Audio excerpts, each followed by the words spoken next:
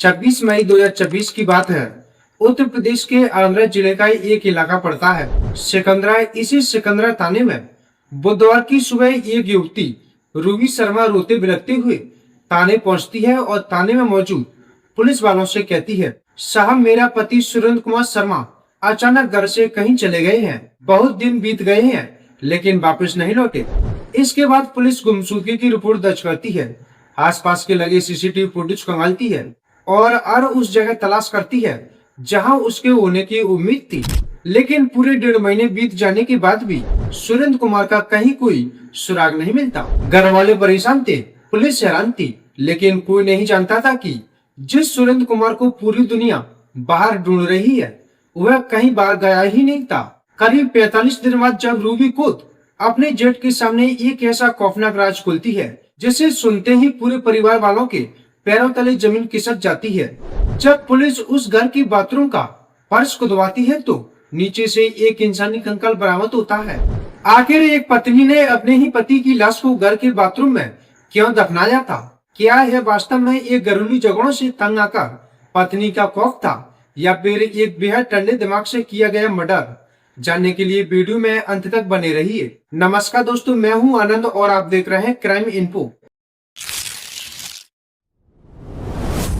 इस हैरान कर देने वाली घटना की शुरुआत होती है राजस्थान के भरतपुर के रहने वाले सुरेंद्र कुमार शर्मा से, जो उत्तर प्रदेश के सिकंदरा के रेणुका धाम कॉलोनी में अपने परिवार के साथ रह रहे थे।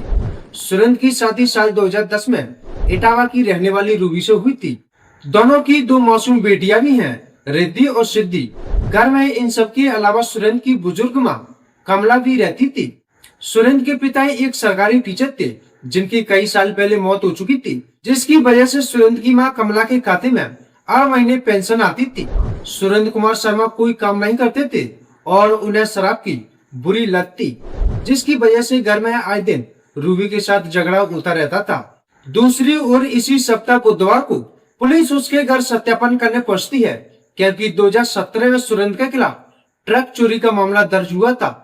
पुलिस पहले भी उसके घर इसी सिलसिले में आ चुकी थी। बुधवार के दिन पुलिस को रूबी ने अपने पति के लापता होने की जानकारी दी। इसी दौरान पुलिस ने रूबी के फोटो खींच लिए, जिससे रूबी घबरा जाती है। जब रूबी को लगने लगा कि अब उसका खेल खत्म होने वाला है और वह चारों तरफ से गिर चुकी है, तब शुक्रवार की सुबह रूबी अपने जेठ अनिल के आगे रोने लगती है और तभी अनिल रूबी से कहता है, रोने से कुछ नहीं होगा, कोई बात है तो मुझे बता दे, तू फंस रही है तो मुझे बता दे, मैं बचा लूंगा, तेरे ऊपर आंच नहीं आने दूंगा। जब यह बात सुनकर रूबी पिघल गई और अपने पति को बाथरूम में दफनाने का सच 1.5 महीने बाद अपने जेठ को बता देती है। यह बात सुनते ही अनिल के पैरों तले जमीन खिसक जाती है। इसके बाद अनिल सिकंदरा थाने पुलिस को सूचना देता है। मौके पर भारी पुलिस बल और फोरेंसिक एक्सपर्ट की टीम पहुंचती है। जब पुलिस घर के बाथरूम के अंदर दाखिल होती है तो वहां नई टाइल्स लगी हुई थी। रूबी की निशानदेही पर जब पुलिस ने लेबर बुलाकर बाथरूम का पक्का फर्श और टाइल्स खुदवाना शुरू किया तो अंदर का मंजर देखकर वहां मौजूद हर इंसान की रूह कांप जाती है। मिट्टी और प्लास्टर की परतों को हटाने के बाद नीचे से सुरेंद्र कुमार शर्मा का सड़ चुका मानव कंकाल पुलिस बरामद कर लेती है। पूछताछ में रूबी ने कबूल किया कि हत्या के बाद उसने लाश पर मिट्टी डाली, प्लास्टर करवाया और फिर बाकायदा राजमिस्त्री और लेबर बुलाकर टाइल्स लगवा दी ताकि किसी को शक भी न हो। रूबी का यह भी दावा था कि सुरेंद्र शराब के नशे में उसके साथ बेरहमी से मारपीट करता था और घटना वाले दिन उसने खुद फांसी लगाकर खुदकुशी कर ली थी, जिससे डरकर रूबी ने शव को दफनाया। लेकिन पुलिस को उसकी इस तौहीफ पर शक है क्योंकि अगर यह सिर्फ सुसाइड था तो लाश को छिपाने के लिए इतनी बड़ी प्लानिंग और टाइल्स बिछवाने की क्या जरूरत थी। फिलहाल आगरा पुलिस ने आरोपी पत्नी रूबी को गिरफ्तार कर सलाखों के पीछे भेज दिया है। बरामद कंकाल को पोस्टमार्टम और डीएनए फोरेंसिक जांच के लिए भेजा गया है। पुलिस अधिकारियों का साफ कहना है कि मामले की छानबीन मर्डर और सुसाइड दोनों एंगलों से की जा रही है।